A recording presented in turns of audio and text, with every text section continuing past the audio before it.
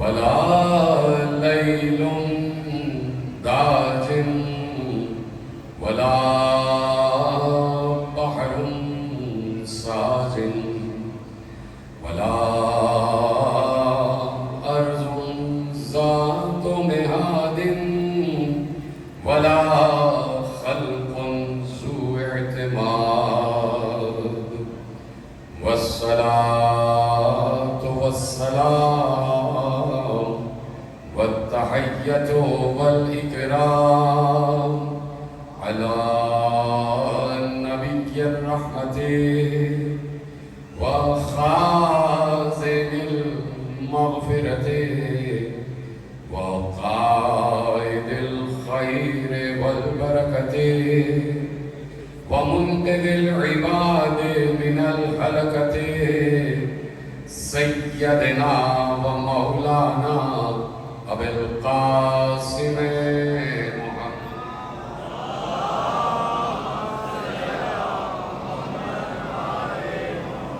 وأهل بيته الطيبين الطاهرين المعصومين المظلومين المنتخبين المنتجبين الذين أذهب الله عنهم الرجس وطهرهم تطهيرا.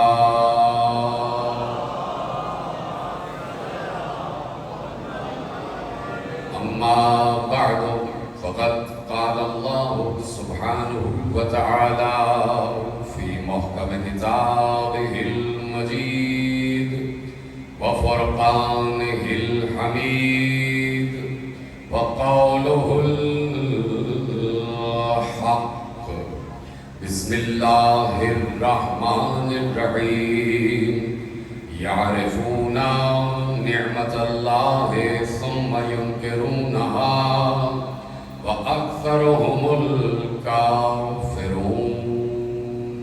صلوات پڑھے محمد وآلہ محمد.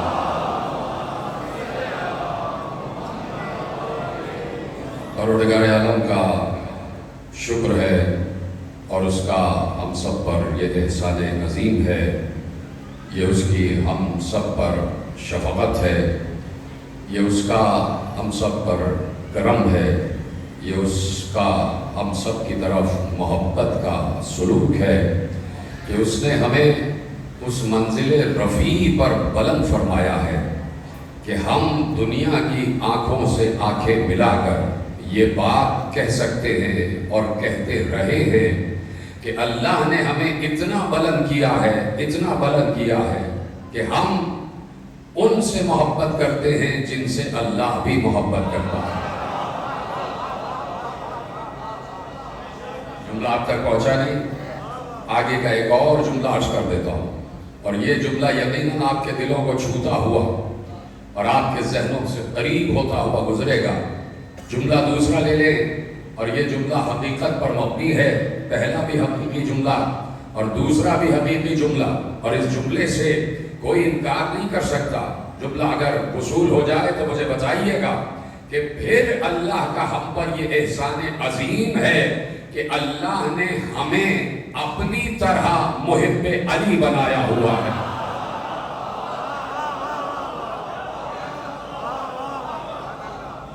اپنی طرح محب علی بنایا ہوا ہے.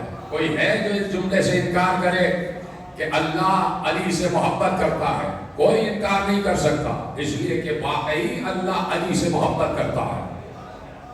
بے شک تو بولتے سارے کے سارے.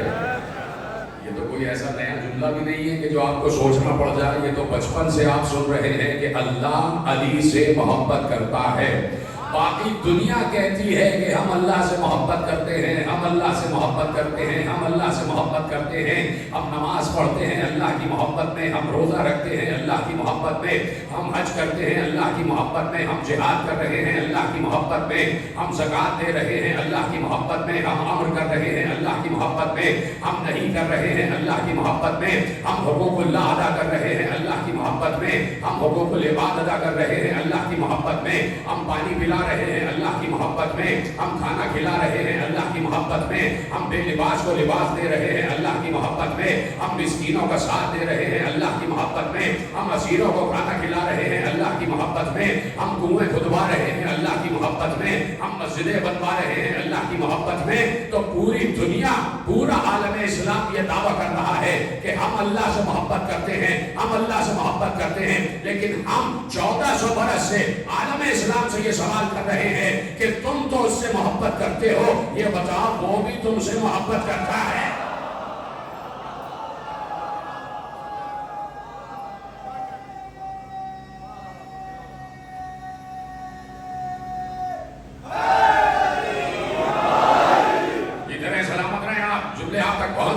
تیزی سے افکار آپ کے حوالے کر رہا ہوں. ہمیں پوچھنا یہ ہے کہ کیا اللہ بھی محبت کرتا ہے؟ کیا اللہ بھی محبت کرتا ہے؟ محبت یک طرفہ نہیں ہوتی، محبت یک طرفہ نہیں ہوتی، محبت دو طرفہ ہوتی ہے. اگر محبت میں سوال کیا جائے تو محبت میں جواب بھی آنا چاہیے، تب محبت کامیاب محبت کہلاتی ہے. بڑی آسانی سے سنا آپ نے جملہ، تو طرفہ محبت ہو تو محبت کامیاب محبت کہلاتی ہے. تو اب میں کیسے کہوں کہ عالم اسلام کے ہر مفکر نے لکھا، اور میں جملہ آپ کے حوالے کر رہا ہوں ابو صالح کشفی ترمذی سنی الحنفی کی کتاب مناقب مرتضوی میں. ایک بار انہوں نے حدیث درج کی اور روایت درج کی کہ کسی نے پیغمبر سے پوچھا، براہ راست رسول سے پوچھا. اب رسول سے پوچھنے والا کوئی عام انسان تو ہوگا نہیں، رسول سے پوچھنے والا کوئی عام انسان تو ہوگا نہیں. 1400 برس پہلے کیا آپ میں سے کوئی تھا مدینے میں؟ میں بھی نہیں تھا، آپ بھی نہیں تھے. رسول اللہ کے سامنے کون تھے؟ رسول اللہ کے سامنے اس وقت کل امت صحابہ تھی، سارے صحابہ موجود، اور جو بھی حکم رسول نے دیا ہے صحابہ کو دیا. اچھا پھر چپ ہو گیا. اور دیکھیں میری مجبوری ہے کہ جب من چپ ہوتا ہے تو میں پھر رکتا ہوں وہاں پر، اور جب تک آپ کو بلوا نہیں لوں گا تب تک آگے نہیں بڑھوں گا. پھر روک دی میں نے بات. جائیے پڑھیے صحیح بخاری باد کتاب الباری، بخاری صاحب کی کتاب. پنجاب میں بھی بخاری بہت رہتے، بخاری نبوی سید بہت رہتے، انہی سے مخاطب ہو کے کہہ رہا ہوں. ایک امام بخاری بھی گزرے ہیں، بخاری صاحب، امام اسماعیل بخاری.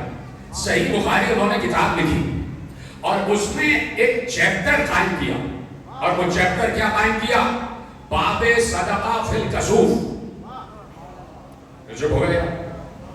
دیکھیے اتنی مجلسیں آپ نے سنی ہیں کہ آپ کو عربی سمجھنے میں کوئی مشکل نہیں ہونی چاہیے. باب صدقہ فی الکسوف ایک چیپٹر قائم کیا امام بخاری نے، اور وہ چیپٹر کیا ہے کہ جب یہ چاند اور سورج گرہن لگتا ہے تو اس میں صدقہ کیسے دیا جائے، یہ چیپٹر قائم کیا. عجیب بات ہے، عجیب بات ہے کہ بعض چیزیں نوجوان دوست اگر مجھے 5 منٹ دیں تو میں آپ سے میں مخاطب ہونا چاہتا ہوں، میں متخاطب ہونا چاہتا ہوں. ایک چیز آپ کے حوالے کرتا ہوں کہ بعض اوقات صحیح بخاری میں آپ کو کچھ روایتیں ایسی ہیں کہ جو اپنے موضوع کے چیپٹر میں نہیں ملیں گی.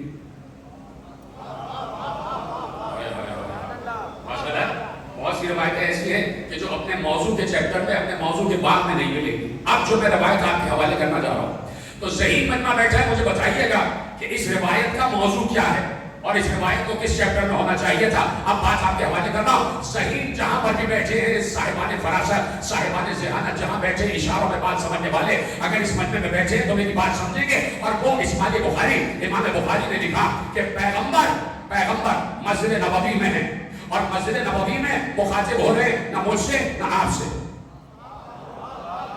اس وقت پوری امت صحابہ پر مشتمل ہے، سارے اصحاب کرام، مسجد نبوی کھچاکھچ بھری ہوئی ہے، اور پیغمبر منبر پر بیٹھے ہوئے ہیں. باب صدقہ فی الکسوف کون سا چیپٹر ہے کہ سورج اور چاند گرہن میں صدقہ کون سا نکالا جائے. تو اس میں ساری صدقے والی روایتیں ہونی چاہیے نا اصولاً، کہ ساری صدقے والی، سورج گرہن والی، چاند گرہن والی روایتیں ہونی چاہیے. لیکن میں کیا کروں کہ کون سی روایت کس چیپٹر میں مل جائے. کبھی صحیح بخاری کو ایسے بھی پڑھا کرے. ایک بار پیغمبر مسجد نبوی کے منبر پر ہیں اور سامنے اصحاب کرام بیٹھے ہوئے ہیں. معلوم کیا ہوا کہ پیغمبر نے مخاطب کیا، یا امت محمد، سلامت ہے، بولتے ہیں یہ ذرا سا یہ ہو جاتا ہے کہ ذاکر کو اور خطیب کو تھوڑا اسٹیمنا مل جاتا ہے، جب آپ بولتے ہیں تو یہاں سے ایک بار خود بخود طبیعت جو ہے وہ آگے بڑھنا شروع ہو جاتی ہے. تو میرا ساتھ دینا چاہے، اتنا مشکل جملہ نہیں ہے. یا امت محمد، اے محمد کی امت. کون کہہ رہا ہے؟ خود محمد. اچھا یہ نہیں کہا یا اصحابی، اے میرے صحابہ، یہ کہہ کے خطاب نہیں کیا. اس لیے کہ اگر یہ کہہ کے خطاب کرتے کہ اے میرے اصحاب، تو یہ روایت صرف اصحاب کے لیے ہوتی. ادھر سلامت رہے.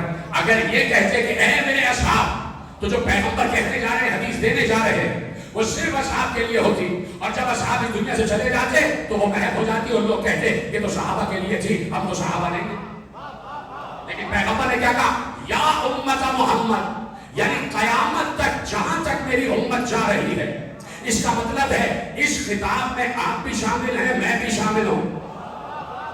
اس خطاب میں آپ بھی شامل ہیں، پورا عالم اسلام شامل ہے. کیا کہا؟ یا امت محمد، اے محمد کی امت، اے محمد کی امت. کیا کہا؟ قیامت تک کے لیے اپنی امت کو مخاطب کیا. اب جیسے ہی پیغمبر کہیں یا امت محمد، اس کا مطلب ہے جہاں پر بھی امتی ہیں سب الرٹ ہو جائے. جی یا رسول اللہ، کیا کہنا چاہتے ہیں؟ یا رسول اللہ، کیا کہنا چاہتے ہیں؟ سب ہمتن گوش ہو گئے. اور ایک بار پیغمبر نے کہا لو تعلمون ما علمتم لضحكتم قليلا ولبكيتم كثيرا. اجازت ہے کہ جملہ کیا ترجمہ کر دوں؟ محفوظ کریں کہ جملے کو. ابھی ہمارے محترم ناظم منبر بھی آپ کو مخاطب کر کے کہہ رہے تھے، لیکن میرا دین، میرا ایمان، میرا یقین یہ کہتا ہے کہ یہ مجمع سمن بکمن نہیں ہے. آواز نہیں ہے بھائی، میں تو آپ کے لیے کہہ رہا ہوں.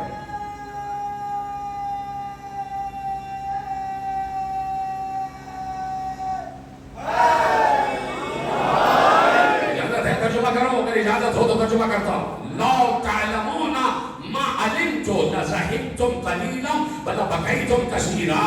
اب اگر جملہ پہنچ جائے بڑی گہرائی میں، بڑی باریکی میں، بڑے دقیق مراحل سے گزرتے ہوئے اس جملے کو سمجھنا. پیغمبر کہہ رہے ہیں اے امت محمد، قیامت تک کے لیے امت کو مخاطب کر کے کہہ رہے ہیں اے امت محمد، جو میرا علم ہے اگر وہی تمہارا بھی علم ہوتا تو تم ہنستے کم اور روتے زیادہ.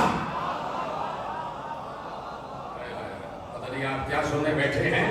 مجھے اس شور کی اور اس اتنے کم شور کی توقع نہیں تھی.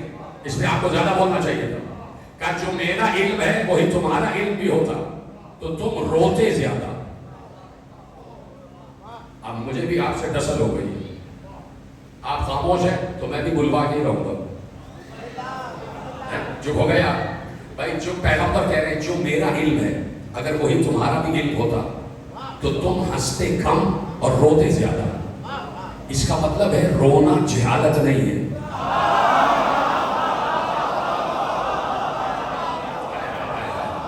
اس کا مطلب ہے رونا علم ہے، اور علم بھی وہ علم جو مصطفیٰ کا علم ہے. سلامت رہے میرے بزرگ، سلامت رہے. آپ بھی سلامت رہیں. کہا کہ اگر میرا علم وہی تمہارا علم ہوتا جو میرا علم ہے تو تم روتے زیادہ. اس کا مطلب ہے کہ پیغمبر نے فیصلہ دے دیا جو جتنا زیادہ روئے گا وہ اتنا ہی بڑا عالم ہوگا، اور جو جتنا زیادہ ہنسے گا اتنا ہی بڑا چاہے گا. یہ پیغمبر کی حدیث ہے، پیغمبر کی حدیث. اور اب میں پلٹتا ہوں اس حدیث میں واپس کہ جہاں سے میں نے آپ کو زحمت دی. یہ میں نے صحیح بخاری سے حدیث پڑھی. اور اب صالح کشفی ترمذی سنی الحنفی انہوں نے اپنی کتاب اہل سنت عالم اپنی کتاب مناقب المرتضوی میں لکھا. اور جب یہ حدیث پیغمبر کی محفوظ کی تو اس کے کئی مزید حوالے لکھے. میں نے سامنے کا حوالہ آپ کے اذان آگے خدمت پیش کیا اس لیے کہ یہ کتاب گھر میں موجود ہے. مناقب المرتضوی صالح کشفی ترمذی سنی الحنفی. پیغمبر تشریف فرما ہے، مسجد نبوی کا منبر ہے اور سامنے اجلہ اصحاب کرام تشریف فرما ہے. نام لینے کی ضرورت نہیں ہے، ہر صحابی بیٹھا ہوا ہے. جانثار رسالت، شمع رسالت کے پروانے، پیغمبر کو میٹھا میٹھا رسول کہنے والے، پیغمبر کی زلفوں پر قربان ہونے والے، پیغمبر کی آنکھوں کی تعریف کرنے والے، پیغمبر کی نالین کا نقش بنانے والے، پیغمبر کی نالین کی شبیہ بنانے والے.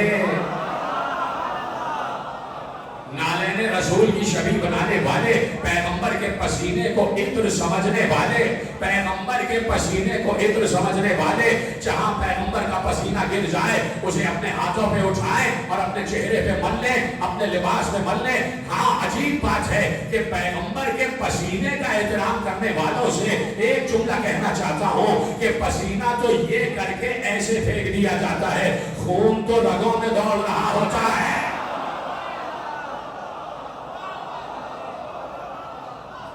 खून तो रगों में दौड़ रहा होता। पैगंबर ने ये नहीं कहा या अली तुम मेरा पसीना हो, नहीं, बात नहीं पहुंची। ये नहीं कहा कि या अली तुम मेरा पसीना हो। कहीं आपको ये रवायत नहीं मिलेगी कि या अली तुम मेरा पसीना हो। क्या कहा?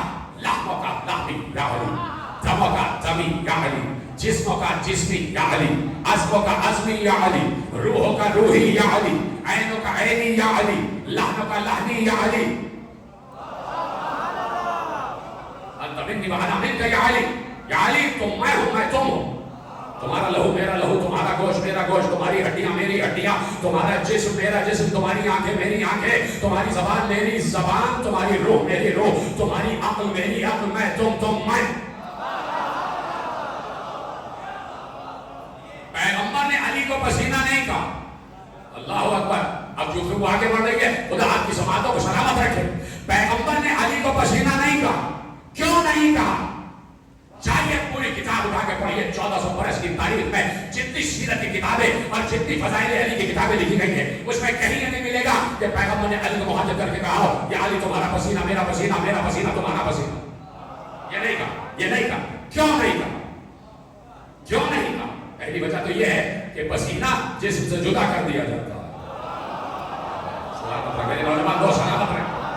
पहली वजह तो यह है कि पसीना जिस्म से जुदा कर दिया जाता है। और अब मैं एक सवाल आपसे करता हूं, यहां से वहां तक, ताहत निगाह जहां तक मेरी निगाह जा रही है, सबसे एक सवाल, यहां से लेके वहां तक सबसे एक सवाल, और सवाल बहुत आसान है। पसीना ज्यादा कीमती होता है या खून? अच्छा, अब मैं दोबारा सवाल को बदलता हूं। पहले मैंने क्या कहा? पसीना ज्यादा कीमती होता है या खून? आपने कहा खून। अब मैं सवाल बदलता हूं, पसीना अफजल है या खून? एक सब मिलके बोले ना, खून। अब आपने मेरा साथ दे दिया और शब्द कबूल कर लिया। पसीना अफजल नहीं है, पसीने से अफजल है खून, पसीने से अफजल है खून। अल्लाह अकबर। अभी भी नहीं समझे आप?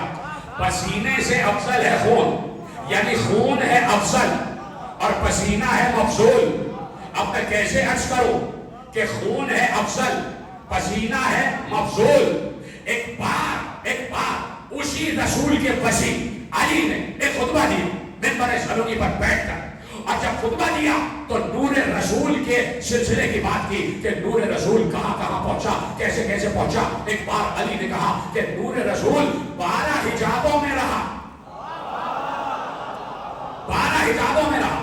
हर हिजाब में, किसी हिजाब में 1000 बरस, किसी में 2000 बरस, किसी में 3000, किसी में 4000, किसी में 5000, किसी में 6000, किसी में 7000, किसी में 8000, किसी में 9000, किसी में 10, किसी में 11, किसी में 12 का हर हिजाब में हजारों बरस रहा।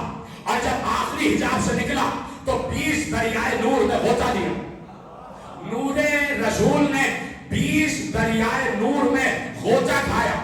और जब आखिरी पैगंबर का वसी कह रहा है, अली मिंबर सलूनी पर बैठकर कह रहे हैं कि जब आखिरी दरियाए नूर से गोता खा के नूर रसूल बाहर आया तो एक बार दीदार इलाही हुआ।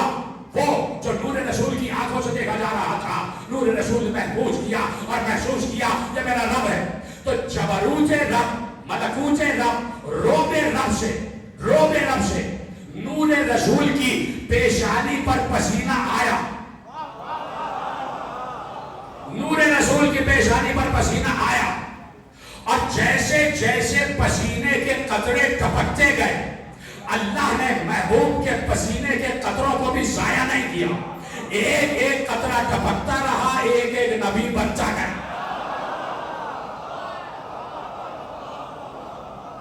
अभी भी समझे मैं क्या कहना चाह रहा हूं?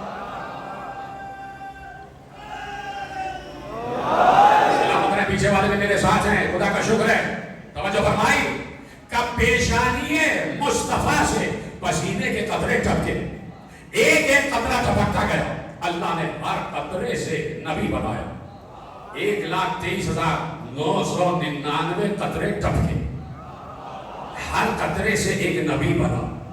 کسی قطرے سے آدم بنے, کسی قطرے سے نوح بنے, کسی قطرے سے ابراہیم بنے, کسی قطرے سے موسیٰ بنے, کسی قطرے سے یعقوب بنے, کسی قطرے سے یوسف بنے, کسی قطرے سے اسماعیل بنے, کسی قطرے سے اسحاق بنے, کسی قطرے سے ہود بنے, کسی پسینے کے قطرے سے صالح بنے, کسی پسینے کے قطرے سے الیاس بنے, کسی پسینے کے قطرے سے ادریس بنے, کسی پسینے کے قطرے سے خضر بنے, کسی پسینے کے قطرے سے شموئیل بنے, کسی پسینے کے قطرے سے داؤد بنے, کسی پسینے کے قطرے سے سلیمان بنے, کسی پسینے کے قطرے سے ابراہیم بنے, کسی پسینے کے قطرے سے موسیٰ بنے, کسی پسینے کے قطرے سے عیسیٰ بنے. ایک کم 1,24,000 پسینے کے قطرے ٹپکے, ہر قطرے سے ایک نبی بنا. بھول گیا؟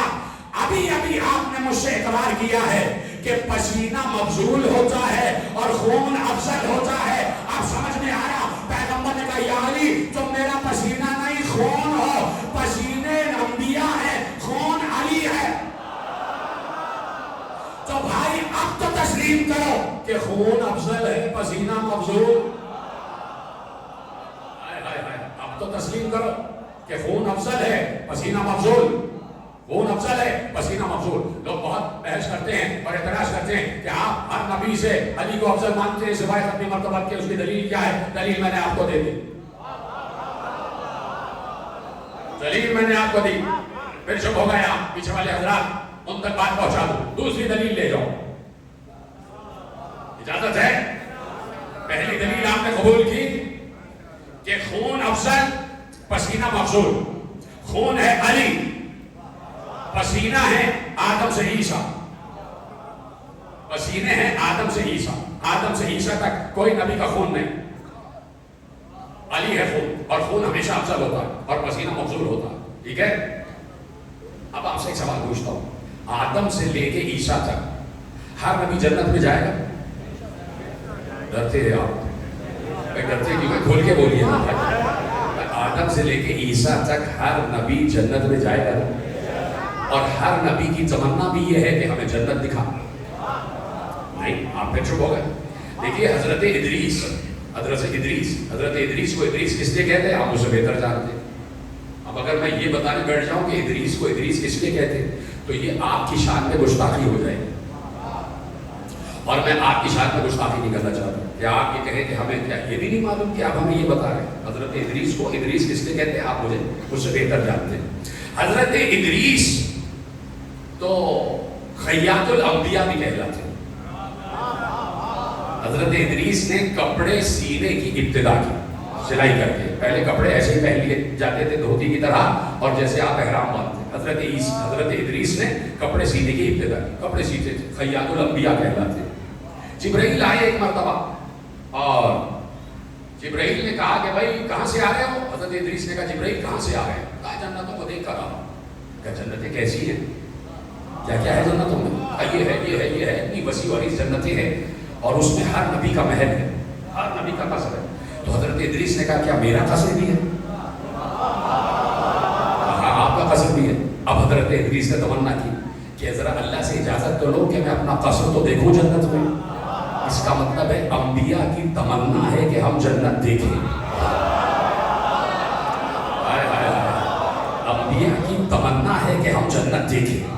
حضرت ادریس کو اللہ سے اجازت ملی. اللہ تو سب جانتا ہے نا کہ ابھی کیا ہونے والا, ابھی ادریس کیا کرنے والے ہیں. حضرت ادریس کو اجازت دی, جناب جبرائیل لے کے گئے. حضرت ادریس کا قصر دکھایا, میلوں لمبا, ہزاروں نوری میل کا فاصلہ, اتنا لمبا قصر, اتنا طویل قصر. جناب ادریس نے پورا قصر دیکھا. جناب جبرائیل نے کہا کہ دیکھ لیا اپنا قصر؟ کا دیکھ لیا. کہا چلیے واپس. کہا کہ اللہ ہی نے تو کہا ہے کہ جو ایک مرتبہ جنت میں چلا جاتا ہے وہ پھر جنت سے نکالا نہیں جاتا. اللہ ہی کا اصول ہے کہ جو جنت میں چلا جائے اسے نکالا نہیں جائے گا. میں تو اب یہاں سے نہیں جاؤں, اللہ کا اصول ہے. اللہ نے کہا ٹھیک ہے چھوڑ دو, ادریس کو یہی رہنے دو, ادریس کو یہی رہنے دو. تو ادریس اب تک وہی جنتوں میں ہے. کام کیا کر رہے ہیں؟ کپڑے سی رہے ہیں. जीवित रहे, सलामत रहे, आबाद रहे। कपड़े सी रहे, कपड़े सी रहे, कपड़े सी रहे। अब ये नहीं पता कि मेरे सी रहे हैं या हसनैन के सी रहे हैं। ठीक है? तो हर नबी की तमन्ना है कि जन्नत देखे, हर नबी की ख्वाहिश है कि जन्नत देखे, है कि नहीं? आदम से लेके ईसा तक हर नबी की ख्वाहिश है कि जन्नत देखे, जन्नत देखे।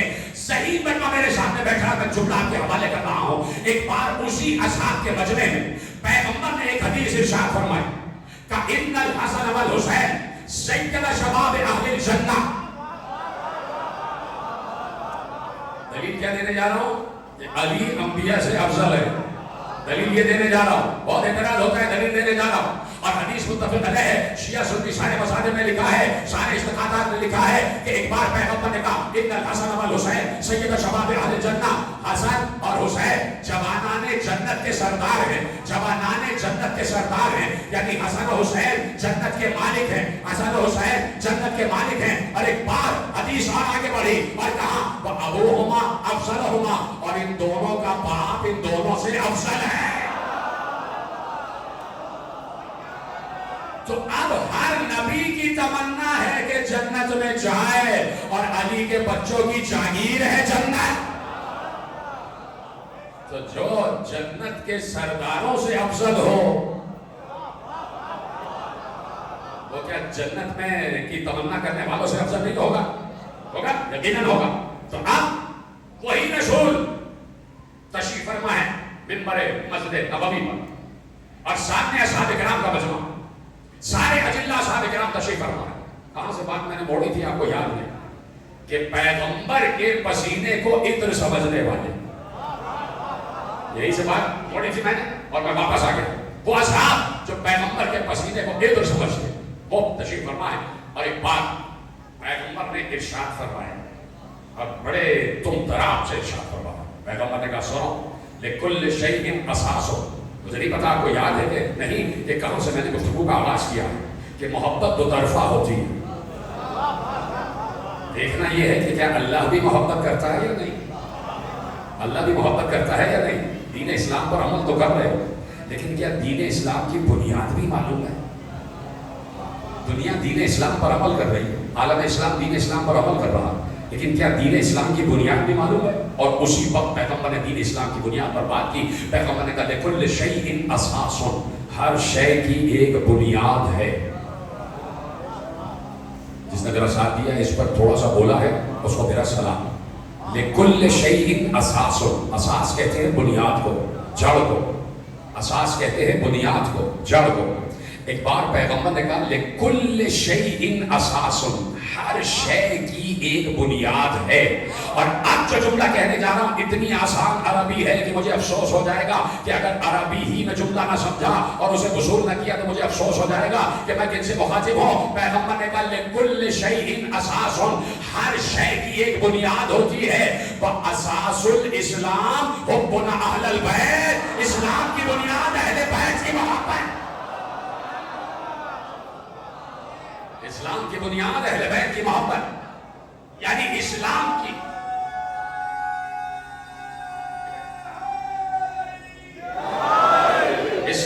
बुनियाद अहले बैत की मोहब्बत। बात पहुंच गई? इस्लाम की बुनियाद अहले बैत की मोहब्बत। अब किसी को बुनियाद ही का ना मालूम हो, किसी को बुनियाद ही का ना मालूम, अहले बैत की मोहब्बत, हम अहले बैत की मोहब्बत, यानी इस्लाम की इमारत खड़ी हुई है अहले बैत की मोहब्बत पर, अहले बैत की मोहब्बत पर। तो अब देखना यह है कि क्या मुसलमानों से भी अल्लाह मोहब्बत कर रहा है या नहीं। शाम का एक आलिम था, उसे बड़ा अपने इल्म पर गुरूर था, बड़ा गुरूर, और उसने कहा कि अगर इस वक्त इस रूए अर्श पर कोई है जो मुझसे इस बात पर मुनाजरा करे कि अली ने जो सिफ़ीन में हुक्म तहकीम कबूल किया, उस तहकीम की वजह से मैं अली को मुसलमान नहीं समझता, नाउज़ुबिल्लाह। उस आलिम ने कहा, देख रहे हैं आप, उलमा की जुर्रतें देख रहे हैं, आलिमों की जुर्रतें देख रहे हैं। ऐसे इल्म पर लानत जो बाब शहर इल्म पर अंगुश्त नुमाई करे। एक बार कहा कोई है जो मुझसे इस बात पर मुनाजरा करे कि अली ने जो तहकीम दिया है اس کی وجہ سے میں علی کو، میں تو لفظ بڑے احترام سے کہہ رہا ہوں، نہیں تو اس نے اس سے بھی آگے کی بات کی، وہ کہتا ہے نعوذ باللہ میری نگاہ میں علی کافر ہے۔ تو کسی سے اس نے کہا کہ کوئی ہے کہ مجھ سے مناظرہ کرے؟ ایک شخص آگے بڑھا، اس نے کہا کہ تمہاری جہالت کا ثبوت یہ ہے کہ تمہیں یہی نہیں پتا کہ آج بھی مدینے میں علی کا ایک بیٹا جسے باقر کہتے ہیں وہ زندہ ہے۔ تمہیں یہی نہیں پتا کہ علی کا ایک بیٹا باقر العلوم ہے، وہ مدینے میں۔ کہا اچھا، مجھے تو نہیں معلوم تھا، میں ان سے بات کروں گا۔ شام سے چلا مدینے آیا، اور ایسے میں اس نے پیغام بھجوایا کہ میں محمد باقر علیہ السلام سے بات کرنا چاہتا ہوں، گفتگو کرنا چاہتا ہوں علی کے حکم تحکیم پر۔ امام باقر نے کہا کہ میں اس سے کیا ملوں گا، میں کیوں ملوں اس سے، میرے دادا پر سب و شتم کرتا۔ کہا کہ نہیں، وہ آپ سے ایک حدیث پر بحث کرنے آیا۔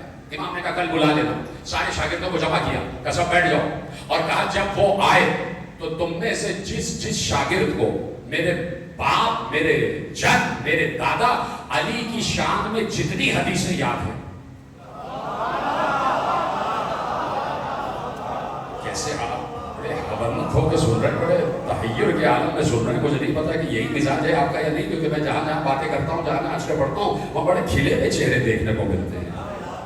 ذرا سا کھلے ہوئے چہرہ میرے ساتھ، بڑے تحیر کی نگاہ میں نہ دیکھیں آپ مجھے، ذرا سا کھلتے ہوئے چہروں کے ساتھ دیکھیں۔ کھلنے کا مطلب یہ کہ ولایت علی کا کھلنا، وہ مسکراہٹ جو ولایت علی والی ہے، کوئی خوشی کی مسکراہٹ نہیں۔ کہا کہ تم میں سے جس کو علی کی شان میں جتنی حدیثیں یاد ہے، اپنے شاگردوں سے کہا کہ جب وہ آئے تو سب حدیثیں بیان کر دو۔ آ گیا، وہ بیٹھا دیا گیا۔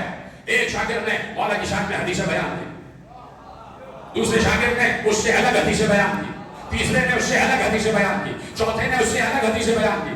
جب 20-25 شاگردوں نے علی کی شان میں سینکڑوں حدیثیں سنا دی تو سب چپ ہو گئے، اور اب اس کی طرف دیکھا تو اس نے کہا مجھے ساری حدیثوں پر یقین ہے، میں کسی حدیث سے انکار نہیں کر رہا، مجھے ساری حدیثوں پر یقین ہے۔ لیکن جب علی نے تحکیم کو قبول کیا، جب صفین میں حکم بنانے والے معاملے کو قبول کیا، صفین تو یاد ہے نا آپ کو، سب کو سنانے کی ضرورت تو نہیں ہے، آگے سنا دوں گا۔ کہا لیکن جب صفین میں حکم بننے کو قبول کیا علی نے، تو میری نگاہ میں یہ علی کی غلطی تھی، اور اس کے بعد علی جو ہے وہ کفر کی منزل میں آ گئے۔ اب یہ ساری حدیثیں ایبسولوٹ ہو گئی، اب یہ ساری حدیثیں مسترد ہو گئی۔ جب سب بول چکے تو میرے مولا باقر نے کہا ایک حدیث میں تجھے سناتا ہوں، کہ کیا تجھے اس حدیث پر یقین ہے کہ پیغمبر نے کہا تھا کل علم دوں گا مرد کو،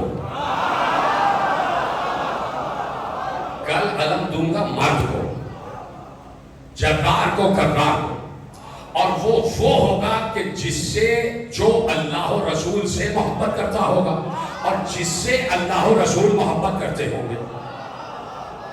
یہ بات سمجھنے والا ہے، تجھے اس حدیث پر یقین ہے؟ اس نے کہا مجھے اس حدیث پر یقین ہے، یہ پیغمبر نے شب خیبر حدیث دی تھی کہ میں اس کو علم دوں گا جو اللہ و رسول سے محبت کرتا ہوگا اور جس سے اللہ و رسول محبت کرتے ہوں گے۔ خدا کے لیے میری بات سمجھنا، میری بات نہیں، امام کی بات سمجھنا، اور امام کا موالی وہی ہوتا ہے جو امام کی گفتگو کو سمجھے، جو امام کی حکمت کو سمجھے۔ ایک بار جیسے ہی اس نے کہا مجھے اس حدیث پر یقین ہے کہ پیغمبر نے کہا کل علم دوں گا اس کو جو اللہ و رسول سے محبت کرتا ہوگا اور جس سے اللہ و رسول محبت کرتے ہوں گے۔ یہ بتا جب پیغمبر یہ حدیث دے رہے تھے تو کیا اس وقت اللہ کو یہ بات معلوم تھی کہ علی صفین میں حکم کو قبول کریں گے؟ بھائی کہاں بیٹھا ہوں میں، ان لوگوں میں گفتگو کر رہا ہوں بھائی، اتنی آسان بات کی میں نے، آپ پھر بھی خاموش رہے۔ کہ یہ بتاؤ کہ جب پیغمبر یہ حدیث دے رہے تھے کہ اس کو علم دوں گا جو اللہ و رسول سے محبت کرے گا اور جس سے اللہ و رسول محبت کریں گے، کیا اس وقت اللہ کو یہ بات معلوم تھی کہ صفین میں علی حکم کو قبول کریں گے؟ چپ ہو گئے، بات ختم ہو گئی بھائی، اب اس میں کچھ کہنے کی ضرورت نہیں ہے۔ یہ اپنی ذہانت ہے کہ آپ سمجھیں کہ پیغمبر کے اس وسیع نے کہا کیا ہے۔ اس وسیع نے، وسیع رسول باقر العلوم نے مناظرہ جیت لیا، اس لیے کہ وہ چپ ہو گیا۔ اگر کہے کہ اللہ کو نہیں معلوم تھا تو اللہ پر جہالت کا الزام لگائے گا، خود کافر ہو جائے گا، اور اگر کہے کہ اللہ کو معلوم تھا تو پھر اس کا مطلب ہے کہ علی کی محبت قیامت تک سب پر واجب ہے، علی کی محبت قیامت اس لیے کہا کہ علی خون ہے، پسینہ نہیں. یہ پسینے ہیں جنہیں انبیاء کہا جاتا ہے، جنہیں نبی کہا جاتا ہے. یہ سارے نبی بہت تیزی سے آگے بڑھو، گفتگو آخری مرحلے میں داخل ہو گئے اور کل یہی سے بات کا آغاز ہوگا. یہ سارے نبی اللہ کی نگاہوں میں، وہ نوح سے کہا کہ ہماری نگاہوں کے سامنے کشتی بناؤ. ابراہیم جب جا رہے ہیں آگ کی طرف تو اللہ نے کہا آگ کو گلزار بنا دو. ہر نبی اللہ کی نگاہ میں. پریشان تو نہیں ہو گیا؟ ہر نبی اللہ کی نگاہ میں، ہر نبی اللہ کی نگاہ میں. اور اللہ ان انبیاء کے قصوں کے ذریعے بہت سے مسائل حل بھی کر رہا ہوں. میں ایک چیز آپ کے حوالے کرتا ہوں، بس بات بالکل ختم ہو رہی ہے کیونکہ آپ خاموش ہو گئے اور میری مجبوری ہے کہ مجھے خاموشی پسند نہیں ہے اور میں آپ کو بلوا کے رہوں گا. آپ نے کسی بھی مسئلے پر میں اس وقت تک آگے نہیں بڑھتا جب تک ایک مجمع بول لیتے. دیکھیے اللہ نے ایک قصے اور بہت سے قصے رکھے، بہت سے قصے. ان ایک قصوں میں سے ایک قصہ آپ کو سناتا ہوں. ایک قصہ آپ کو سناتا ہوں کہ موسیٰ کہ تمہارے ہاتھ میں کیا ہے؟ سلامت رہے جس نے بات کی ہے. موسیٰ کہ تمہارے ہاتھ میں کیا ہے؟ کہا عصا ہے. ایک جواب دے دیتے لیکن بات آگے بڑھ گئی. سب سنا ہوا ہے آپ کا.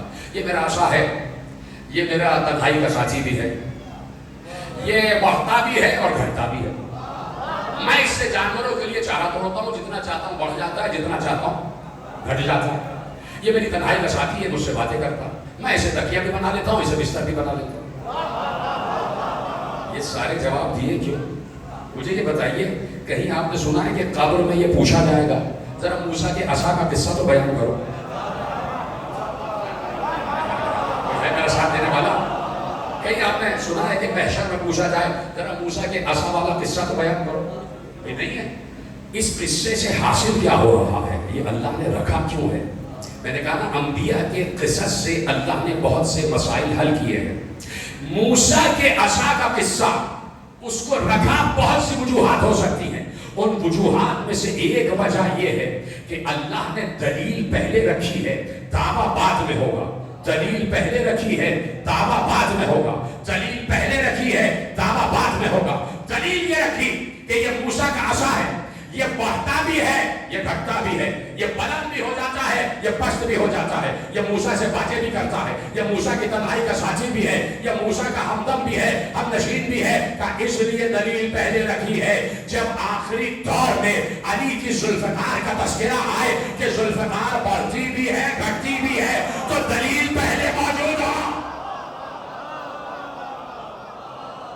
دلیل پہلے موجود. توجہ فرمائیے. ایسے بہت سے مسائل حل کیے ہیں، میں مسلسل عرض کروں گا.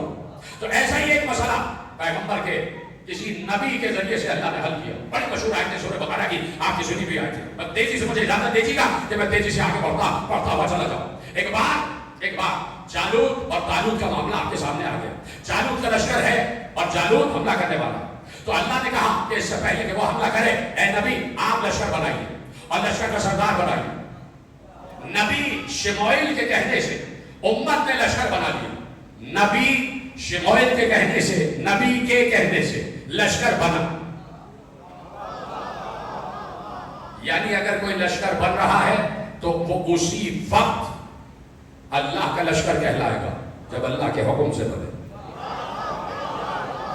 نبی کے کہنے سے لشکر بن گیا. قوم آ گئی نبی کے پاس، یا نبی اللہ لشکر بن گیا. اب آپ یہ بتائیے کہ لشکر کا سردار کون ہوگا؟ اتنی آسان بات ہے. آپ مجھ سے بہتر جانتے ہیں کہ اس میں بھی یہ جملہ چھپا ہوا ہے کہ قوم نے جب لشکر نبی کے حکم سے بنایا تو کم از کم آج سے 5000 برس پہلے کے لوگوں کو یہ تو معلوم تھا کہ جب لشکر نبی کے حکم سے بنتا ہے تو سردار بھی نبی کے حکم سے بنتا ہے. سلامت رہیں. جب لشکر نبی کے حکم سے بنتا ہے تو سردار بھی نبی کے حکم سے بنتا ہے. کہ یا نبی اللہ لشکر کا سردار کون ہوگا؟ قرآن نے آواز دی، قال لهم نبیہم ان اللہ قد بعث لکم طالوت ملکا. ان کے نبی نے ان سے کہا کہ اللہ نے لشکر کا سردار طالوت کو بنایا. سب چپ ہو گئے. قالوا سب نے مل کے کہا ان یکون له الملک علینا ونحن احق بالملک منہ. سب نے کہا کہ یا نبی اللہ طالوت تو بہت غریب ہے، بہت مسکین ہے، بہت فقیر ہے، اس کے بعد درہم و دینار ہی نہیں ہے، تو وہ لشکر کا سردار کیسے ہو سکتا ہے؟ لشکر کے سردار تو ہم غنیوں کو ہونا چاہیے. لشکر کا سردار تو ہم امیروں کو ہونا چاہیے. تو اللہ کے نبی نے کہا ان اللہ اصطفاہ علیکم وزادہ بسطۃ فی العلم علم والجسم کہا کہ اس لیے طالوت کو لشکر کا سردار بنایا کہ اللہ نے اسے مصطفیٰ کہا ان اللہ اصطفاہ علیکم وزادہ بسطۃ فی العلم والجسم، اس لیے لشکر کا سردار ہے کہ اللہ نے اسے مصطفیٰ کہا، یعنی لشکر کا سردار اللہ کا چنا ہوا ہونا چاہیے، یا مصطفیٰ ہو یا مرتضیٰ ہو یا مجتبیٰ ہو۔ اور دوسری بات یہ ہے کہ وہ شجاعت میں بھی تم سب سے زیادہ ہے اور علم میں بھی تم سب سے زیادہ ہے، نہ وہ میدان شجاعت میں فرار کرے گا نہ منبر میں فرار کرے گا۔ کہہ دیا کہ اس لیے لشکر کا سردار بنایا، ہو گیا سردار، ہو گیا سردار۔ آگے آواز آئی وقال لهم نبيهم ان آیۃ ملکہ ان یاتیکم التابوت فیہ سکینۃ من ربکم تحملہ الملائکہ وبقیۃ مما ترک آل موسیٰ وآل ہارون۔ اب یہی پر بات روک رہا ہوں اور پھر کل سے یہاں سے بات شروع ہو جائے گی۔ کہ اس لشکر کی نشانی یہ ہے کہ اس لشکر کے آگے آگے ایک تابوت ہوگا، اور وہ تابوت ہوگا سنی کی بات ہے، اور جملہ میں آپ کے حوالے کرتا ہوں، بالکل اس سے متصل ایک نئی بات آپ کے حوالے کرتا ہوں، یہ سنی بھی آیتیں آپ کی ہیں، میں کوئی نئی بات نہیں کرتا، یہ قرآن کی آیتیں سنی بھی ہے کہ اس لشکر حق کی پہچان یہ ہوگی کہ اس کے آگے آگے ایک تابوت ہوگا، اور وہ تابوت سکینہ ہوگا، اور اس تابوت میں انبیاء کے تبرکات ہوں گے، جو انبیاء نے ترکہ چھوڑا، جو انبیاء نے ترکہ چھوڑا، میں قیامت تک کی جملہ کہتا رہا ہوں، نہیں سمجھے گے آپ؟ جو انبیاء نے ترکہ چھوڑا، ترکے کو کہتے ہیں ورثہ، جو انبیاء نے ورثہ چھوڑا وہ اس تابوت میں موجود ہے۔ یہی سے بات ثابت ہو جاتی ہے کہ انبیاء وارث ہوتے بھی ہیں، وارث بناتے بھی ہیں۔ سمجھنا بیٹھا ہے، توجہ ہے، کہا کہ اس تابوت میں انبیاء کی وراثتیں ہیں، انبیاء کی وراثتیں ہیں، انبیاء کے تبرکات ہیں۔ وہ تابوت سکینہ کہلاتا تھا، وہ صندوق کہلاتا تھا، اور اس میں انبیاء کے تبرکات تھے۔ اس میں جناب شیش کا امامہ بھی تھا، اس میں جناب شعیب کی نالین بھی تھی، اس میں جناب موسیٰ کا عصا بھی تھا، اس میں جناب ہارون کا لباس بھی تھا، اس میں جناب یوسف کا کرتا بھی تھا، اس میں جناب ابراہیم کا امامہ بھی تھا۔ یہ سارے تبرکات اس میں تھے، اور یہ تابوت جیسے جیسے آگے بڑھتا گیا، ہر نبی نے اس میں اپنا ورثہ رکھا، اور یہ تابوت آگے بڑھتا گیا۔ اب یہ تابوت جس کے پاس بھی ہوتا، یہ نشانی ہوتی کہ تابوت اس کے پاس ہے، یہ اس دور کا نبی ہے۔ تابوت اس کے پاس ہے، یہ اس دور کا نبی ہے۔ ہر دور کے حجت، ہر دور کے ہادی، ہر دور کے نبی کے پاس بات ختم ہو رہی ہے۔ آخری تقریر کے آخری جملے آپ کے حوالے کرتا ہوں۔ ہر دور کا نبی، ہر دور کی حجت، ہر دور کا ہادی، اس کی پہچان یہ تھی کہ اس کے پاس تابوت سکینہ ہوتا تھا، اور جس کے پاس تابوت سکینہ سب سمجھ جاتے تھے یہ اس دور کا نبی ہے۔ بنی اسرائیل کے پاس جب تک وہ تابوت رہا تب تک بنی اسرائیل کامیاب رہے، اور ایک بار تابوت غائب ہو گیا تب سے آج تک بنی اسرائیل ذلیل ہے، اور آج بھی وہ اسی تابوت کی تلاش میں ہے۔ آج بھی یہ اسرائیل والے اسی تابوت کی تلاش میں ہیں۔ انہوں نے پورا یروشلم، پورا تل ابیب، پورا بیت المقدس کے چاروں طرف سب کھود دیا، اور کہیں ان کو تابوت نہیں مل رہا۔ اب صرف ایک بیت المقدس رہ گیا، اس لیے وہ چاہتے ہیں کہ بیت المقدس میں قبضہ ہو جائے، کہ وہ ایک دن بیت المقدس کو بھی کھو دیں گے، اور ان کو یقین کامل ہے کہ تابوت سکینہ بیت المقدس کے نیچے ہے، اور وہ کہہ رہے ہیں جس دن یہ تابوت ہمارے پاس آ جائے گا ہم پوری کائنات پر حکومت کریں گے۔ ان سے پوچھو، ہم سے پوچھو یہ تابوت ہے کہاں؟ ان سے جا کے کہو کہ ہم سے پوچھو یہ تابوت ہے کہاں؟ تابوت غائب ہو گیا، دن پہ دن گزر گئے، عرصے پہ عرصے گزر گئے، سینکڑوں برس گزر گئے، ہزاروں برس گزر گئے، نہ پتہ چلا کہ تابوت کہاں گیا، غائب ہو گیا تابوت۔ ایک بات تاریخ میں برف پلٹے، اور پلٹتے پلٹتے ایک بار 572 عیسوی آ گئے، آمنہ کا لال اس دنیا میں آ گیا، آمنہ کا لال 25 برس کا ہو گیا، آمنہ کا لال 25 برس کا ہو گیا۔ جناب خدیجہ کا مال تجارت لے کے گیا، بہترین منافع کے ساتھ واپس آئے، جناب خدیجہ نے بیچ میں پردہ لگایا، ادھر مصطفیٰ ادھر خدیجہ، کہا اس مال کا آپ کیا کریں گے؟ کہا میرے چچا نے کہا ہے کہ بہترین کسی صاحب عفت خاتون سے میرا عقد کریں گے۔ کس نے کہا ہے؟ میرے چچا نے کہا ہے کہ یہ جو مجھے منافع ہوا ہے اس سے صاحب عفت خاتون سے میرا عقد کریں گے۔ تو بی بی نے کہا اگر میں آپ کو کسی صاحب عفت خاتون کا پتہ بتا دوں؟ کہا بتائیے۔ کہا میں اپنا رشتہ آپ کے لیے دیتی ہوں۔ نبی اس وقت بھی نبی تھا جب آمنہ کی گود میں آیا تھا، نبی 25 برس کا ہے تب بھی نبی ہے، نبی حجت بھی ہوتا ہے، نبی رسول بھی ہوتا ہے، نبی صاحب کتاب بھی ہوتا ہے، نبی صاحب شریعت بھی ہوتا ہے، نبی کا اللہ سے مسلسل رابطہ ہوتا ہے. نبی چاہتے تو اسی وقت جواب دے دیتے ہاں یا نہیں. ایک بار نبی نے کہا پہلے میں اپنے چچا سے پوچھ لوں، میں اپنے چچا سے پوچھ لوں. کہا پوچھ لیجیے. حضرت ابو طالب کے پاس آئے، کہا کہ ملکۃ العرب کا رشتہ آیا ہے. کہا بھتیجے قبول ہے. شادی کی تاریخ طے ہو گئی، بارات طے ہوئی. ادھر جناب خدیجہ کا قصر سجا. جناب خدیجہ نے طائف سے خیاط بلائے، درزی بلائے. بہترین مخمل و دیبا کے پردے سیے گئے، اور مخمل و دیبا کے پردوں پر سونے اور چاندی کے ستارے تاکے گئے. بہترین قالین بچھائے گئے، بہترین نشستیں رکھی گئی، اور شمعیں جلا دی گئی، مشعلیں جلا دی گئی. جب ان مشعلوں کی روشنی اور مخمل و دیبا کے پردوں پر پڑتی کہ جن پہ سونے اور چاندی سے ستارے بنے ہوئے تھے، تو ایسا لگتا تھا آسمان زمین پہ آ گیا. قصر خدیجہ سج گیا. زرعی کمر غلام، زرعی کمر کنیزیں دو رویا قطار بنا کے کھڑے ہو گئے. سب کے ہاتھوں میں انگیٹھیاں، ان انگیٹھیوں میں عود و عنبر سلگ رہا ہے. خوشبو ہی خوشبو، اس لیے کہ خوشبو کا بنانے والا آ رہا ہے. اس لیے کہ خوشبوؤں کا کی منزل آ رہا ہے، بارات آنے والی ہے پیغمبر کی.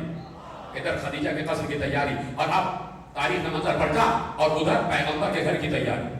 سارے صنادید قریش جمع ہیں، کرسیاں لگا دی گئی. سارے سرداران قریش کو بلایا گیا.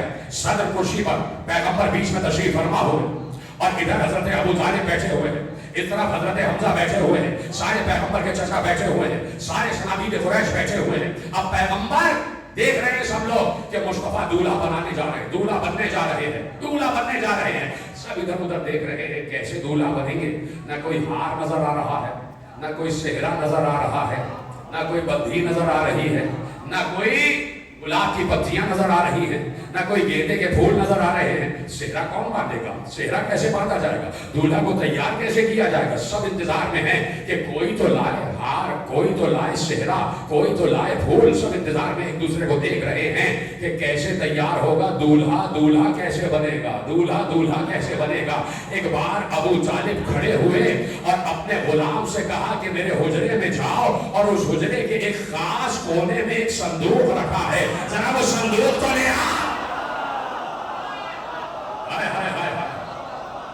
کیا میرے حجرے کے ایک خاص کونے میں صندوق رکھا ہے، وہ صندوق لے آؤ. صندوق لایا گیا. ابو طالب نے تالے پہ ہاتھ رکھا، چابی داخل نہیں کی. ارے جس کا ہاتھ لگانا ہی کلید بن جائے. ہاتھ لگایا، تالا کھلا، ڈھکنا کھولا گیا. ابو طالب نے یوسف کا کرتا اٹھایا، پیغمبر کو پہنایا. شعیب کی نالین اٹھائی، نبی کو پہنائی. موسیٰ کا عصا نبی کے ہاتھ میں دیا. ابراہیم کا امامہ نبی کے سر پر پہنایا. ایک ایک نبی کا تبرک نبی کو پہنایا، ایک ایک رسول کا تبرک مصطفیٰ کو پہنایا. بارات آگے چلی گئی. جانے دو، ذرا سا ابو طالب سے ہاتھ جوڑ کر مجھے ایک سوال کرنے دو. اے ابو طالب، یہ صندوق تو نبیوں کی پہچان ہے، کیا آپ بھی نبی ہیں؟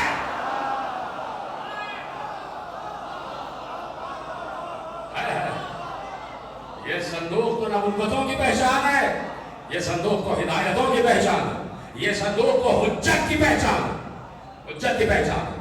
علی سے پوچھا گیا کہ آپ کے بابا کون تھے؟ کہا میرے بابا پیغمبر سے پہلے آخری حجت تھے، اوصیاء عیسیٰ میں سے تھے.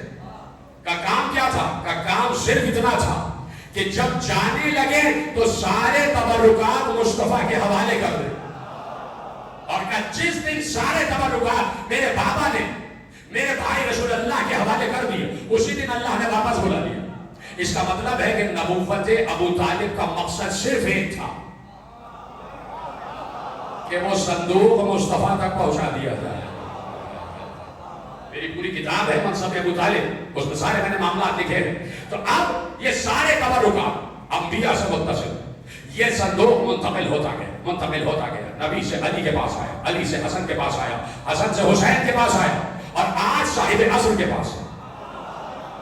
یہی تو میں نے کہا کہ یہودیوں سے کہو ہم سے پوچھو یہ تابوت ہے کہاں. ارے ہم تو تابوت کی شبیہ نکالتے ہیں، اصل تو امام کے پاس ہے،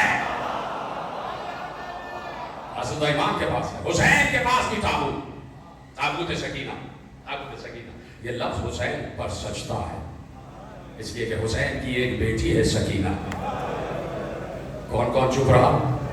لفظ سکینہ پہ بھی چپ رہے تم. پھر کہہ رہا ہوں حسین کی ایک بیٹی ہے سکینہ. پھر نہیں بولے گا. سب مل کے کہیں ہائے حسین. جب گھر سے چلے ہیں تو 3.5 برس کی 6 مہینے کا سفر، گرمیوں کا سفر، پیاس کا سفر چلے ہیں. اور یہی سفر علی اصغر نے بھی طے کیا ہے. جو علی اصغر 18 برس کا ہے اور کربلا میں پہنچے ہیں تو 6 مہینے کے ہو گئے. یہی سفر علی اصغر نے بھی، یہی سفر بیویوں نے بھی طے کیا ہے.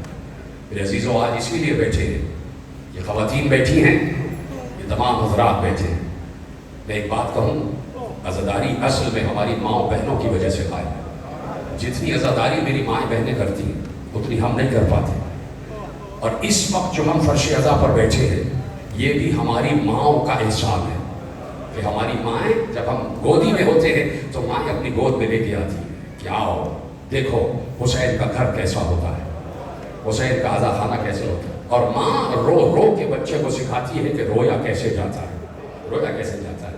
تو اب میرے عزیزوں میں ایک جملہ کہنے جا رہا ہوں اور اس جملے کو کبھی محسوس کرنا، یہ میرا اپنا ذاتی مشاہدہ ہے کہ جب بھی میں نے مصائب شروع کیے ہیں جو سب سے پہلے ہائے کی آواز آتی ہے نا وہ خواتین میں سے آتی ہے. اب مجھے نہیں پتا یہ ہائے کوئی یہیں کی خاتون کہتی ہے یا کوئی جنت البقیع سے بیوی آ جاتی ہے کہ وہ کہتی ہے ہائے میرا لال حسین، ہائے میرا لال حسین. کل بھی میں نے کہا کہ زہرا کو قبر میں بھی چین نہیں تھا، کبھی حسین کے ساتھ، کبھی حسن کے ساتھ، کبھی حسین کے قافلے کے ساتھ. لیکن آج ایک جملہ سن لینا میرے عزیزوں کہ یہ قافلہ 2 محرم کو کربلا میں داخل ہوا ہے. بس 2 منٹ مجھے دے دینا، اس کے بعد تمہاری لیے دعا. ایک ذرا سا پڑھنا ہی کافی ہو جاتا ہے. جسے رونا آتا ہے وہ نام حسین پر ہی رو دیتا ہے، وہ نام حسین پر ہی رو دیتا ہے. جسے نہیں رونا آتا اس کو آپ سناتے چلے جائیں وہ نہیں روتا. 2 جملے سن لینا. 2 محرم کو حسین کربلا میں داخل ہوئے. آج ہے 2 محرم اور آج ہی حسین کربلا میں داخل ہوئے. جو لوگ زیارت کو جا چکے ہیں حسین وہاں سے کربلا میں داخل ہوئے کہ جہاں آج باغ امام جعفر صادق ہے، اس راستے سے داخل ہوئے اور داخل ہوتے ہوتے آگے بڑھے اور اس مقام پر حسین کا گھوڑا رکا. جس مقام پر حسین کا گھوڑا رکا اسی مقام کو آج مقام امام زمانہ کہا جاتا ہے. اسی مقام پر جو زیارت کر چکے ہیں ان کو تو چاہیے کہ گریہ کر لیں. میں تمہارے لیے دعا کرتا ہوں جو نہیں پہنچے پروردگار ان کو بلائے. حسین کی قبر کی زیارت کرنا بہت ضروری ہے. اس مقام پر رکا، گھوڑا رک گیا، گھوڑے نے آگے بڑھنے سے انکار کیا. حسین نے بار بار گھوڑے کو چمکارا، پیار کیا، آگے بڑھ. گھوڑا آگے نہیں بڑھا. حسین دوسرے گھوڑے پر بیٹھے، وہ بھی آگے نہیں بڑھا. تیسرے پہ بیٹھے، وہ بھی آگے نہیں بڑھا. حسین گھوڑے پہ گھوڑا بدلتے رہے، گھوڑے آگے نہیں بڑھے. ایک بار حسین ابھی اس تحیر میں تھے، سب معلوم ہے حسین کو، کہ ایک بار جبرائیل نازل ہوئے اور کہا اے فرزند رسول، اللہ پاک تحفہ درود و سلام کے یہ پیغام پہنچانا چاہتا ہے کہ جس جگہ کا وعدہ تھا وہ جگہ آ گئے، جس جگہ کا وعدہ تھا وہ جگہ آ گئے. حسین نے سر جھکایا اور سن لینا، ہائے ضرور کہہ دینا تمہیں چادر زہرا کا واسطہ.